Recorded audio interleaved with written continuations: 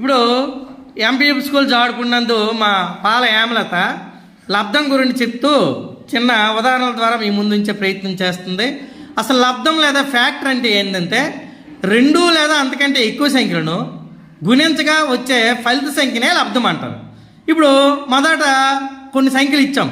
ఏంటంటే ఇచ్చాం చెప్పండి అమ్మా. 2 × 3 × 2 ఆ లబ్ధ సంఖ్య ఎంత అవుతుంది చూడు, గుణించు. 6 2 12. కాబట్టి 2 × 3 × 2 మల్టిప్లై చేస్తే వచ్చేదాన్ని ఫలిత సంఖ్యనే లబ్ధం అంటారు. 12 లబ్ధం ప్రోడక్ట్ దగ్గర రాయమ్మా. ఆ లబ్ధాన్ని ఇంగ్లీష్లో ప్రోడక్ట్ అంటారు. తర్వాత ప్రోడక్ట్ అంటమ్మా. వెరీ గుడ్, రాసి అక్కడ లబ్ధం ప్రోడక్ట్ దగ్గర రాసే. తర్వాత 60. వెరీ గుడ్, ప్రోడక్ట్ దగ్గర రాసే. ఇలాగ రెండు లేదా అంతకంటే ఎక్కువ సంఖ్యలు గుణిస్తే వచ్చే సంఖ్యనే ప్రోడక్ట్ లేదా లబ్ధమని అంటారు. క్లాప్స్ కొట్టండి.